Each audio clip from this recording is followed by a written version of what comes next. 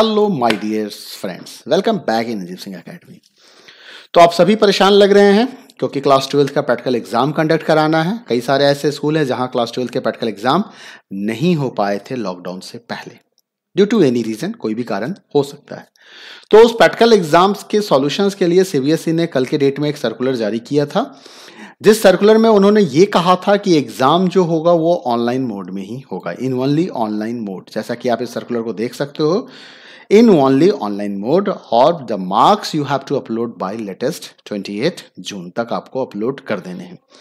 इसमें यह बात क्लियर कह दिया गया था इस सर्कुलर में कि कोई किसी भी तरह का फिजिकली नहीं करवाएंगे, बच्चे को नहीं बुलाएंगे स्कूल में, बच्चे ऑनलाइन मोड में ही होंगे, एक्सटर्नल भी ऑनलाइन अवेलेबल रहेंगे, और जो इंटरनल एग्जामिनर्स हैं, जो स्कूल के टीचर हैं, उनकी ड्यूटी होगी इन सारे चीज़ को कंडक्ट कराना, बच्चे को मैसेज देना, एग्जाम कंडक्ट कराना, ये सारा काम उनका होगा। लिंक शेयर करना एक्सटर्नल के साथ, ऑब्जर्वर के साथ और सबके साथ।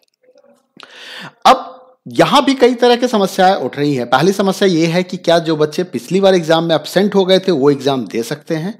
तो देखो, मेरे हिसाब से तो वो एग्जाम दे सकते हैं, इसमें कहीं कोई प्रॉब्लम नहीं है, बट उसके लिए आपको रीजनल ऑफिस से कंसल्ट करना पड़ेगा, आपको एक प्रॉपर एप्लीकेशन लगानी होगी, आपको एक वैलिड रीजन देना होगा कि बच्चा क्यों एब्सेंट हो गया था।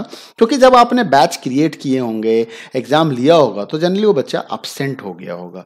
तो एब्सेंट होने की स्थिति में आप उसे कैसे करोगे, कैसे सॉल्व करोगे उसकी समस्या को? तो या तो आपको रीजनल ऑफिस को बोलना पड़ेगा कि भाई वो बच्चा एब्सेंट हो गया था और उसका ये वैलिड रीजन है, उसके वो कोविड का शिकार हो गया, या उसकी हेल्थ इश्यूज आ गई, कोई भी बता, या उसकी फैमिली मेंबर में कुछ प्रॉब्लम आ गई। तो सर्टेन टाइप्स के आपको कोई इश्यूज बताने होंगे रीजनल ऑफिस को, ताकि उस बच्चे का रिकॉर्ड ओपन किया जा सके और आप उसके मार्क्स को अपलोड कर सके। ठीक है, तो एब्सेंटी का समस्या हमने यहां पे सॉर्ट आउट किया कि एब्सेंट बच्चे का आप एग्जाम कैसे कराएंगे। ठीक है, उसके लिए आप लेटर लिखिए रीजनल ऑफिस को, कंसल्ट कीजिए सीबीएसई से, और आपको सॉल्यूशन मिल जाना चाहिए। स्कूल लेवल पे ये काम किया जा सकता है वैलिड डॉक्यूमेंट्स और रीजन के साथ। ठीक है, अब बात आती है कि क्लास 11-12 का प्रैक्टिकल एग्जाम कैसे, क्लास 12 के कंप्यूटर साइंस या इंफॉर्मेटिक्स प्रैक्टिसेस का प्रैक्टिकल एग्जाम हम कैसे कराएं, उसका पैटर्न क्या होगा, किस तरीके से बच्चे का ऑनलाइन प्रैक्टिकल लिया जाए। It's a really very difficult task to take the online practical examination. अब आप अगर ऑनलाइन प्रैक्टिकल एग्जाम लेना चाहते हैं तो जो सीबीएसई के सिलेबस थे, जो सिलेबस हमने पिछले साल यूज किया था, उस सिलेबस में आपने ध्यान से देखा होगा, वहां प्रैक्टिकल्स का ब्रेकअप दिया हुआ है।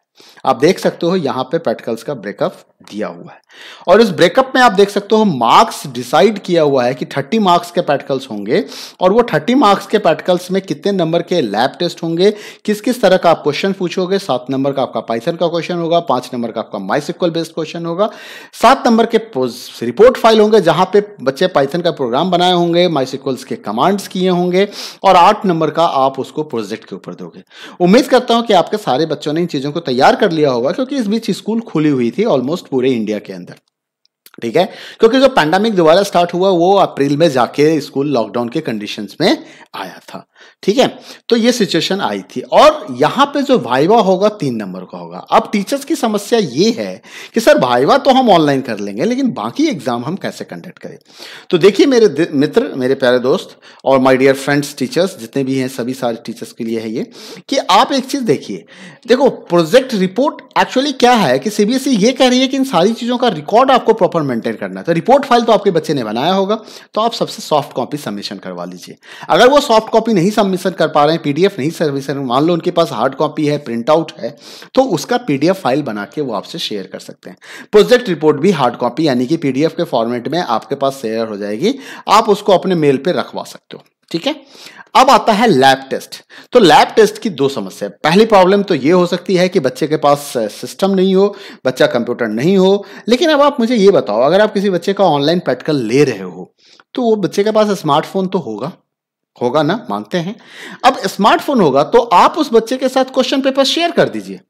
आप उस बच्चे के साथ कुछ इस तरह का क्वेश्चन पेपर का जो फॉर्मेट होता है, क्वेश्चन पेपर बना के आप शेयर करें, और बच्चे को कहो कि इस प्रोग्राम का सॉल्यूशन या तो वो नोटबुक पे लिखे, किसी भी एक प्लेन पेपर पे लिखे, जरूरी नहीं है कि कंप्यूटर पे रन कराए, और इसकी फोटो खींच के, जो भी इसका सॉल्यूशन है, इसकी फोटो खींच के आपको वो भेज दे।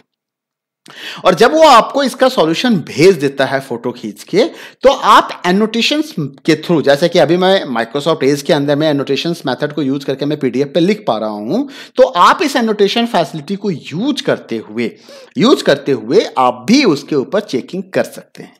सीबीएसई ने ये नहीं कहा है कि you just send me the answer sheet, वो आंसर सीट आपसे नहीं मांग रही है इस बार, क्योंकि नॉर्मली प्रैक्टिकल एग्जाम के लिए सीबीएसई की प्रैक्टिकल आंसर सीट आती थी हम लोगों के पास और हम उसी पे एग्जाम करवाते थे। लेकिन ऐसा कुछ उन्होंने डिमांड नहीं किया है आपसे। उन्होंने सिंपल आपको कहा है मार्क्स अपलोड करने के लिए, और जो भी रिकॉर्ड्स हैं उस रिकॉर्ड्स को प्रॉपर अपने पास सुरक्षित रखने के लिए कहा है। तो आप इन सारे रिकॉर्ड्स को डिजिटल फॉर्मेट में ही सेव करके अपने लैपटॉप, डेस्कटॉप और हार्ड ड्राइव पे सेव करके रख लीजिए। ठीक है, तो इस तरह से आपका रिकॉर्ड हो जाएगा। और बच्चों का लैब टेस्ट भी आप करवा लीजिएगा, पेपर भेज के बच्चा पेपर दे देगा, रिपोर्ट फाइल बच्चा पीडीएफ के फॉर्मेट में सबमिट कर देगा, प्रोजेक्ट फाइल आपका पीडीएफ के फॉर्मेट में सबमिट कर देगा, और वाइवा लेने के लिए आपके पास एक्सटर्नल ऑलरेडी होंगे, तो एक्सटर्नल वहां पे वाइवा कंडक्ट करा लेगा। और इस तरीके से आप और इंटरनल और एक्सटर्नल मिलकर बच्चे का मार्क्स डिसाइड कर सकते हैं, और आउट ऑफ 30 में आप मार्क्स अपलोड कर सकते हैं। इसी तरीके से जिस तरह से मैंने आपको कंप्यूटर साइंस के बारे में बताया, बिल्कुल इसी तरीके से आप आईपी का भी प्रैक्टिकल करा सकते हैं। आईपी के प्रैक्टिकल्स में क्या है, थोड़ा सा मार्क्स डिस्ट्रीब्यूशंस का डिफरेंसेस है जिसको आपको ध्यान रखना है।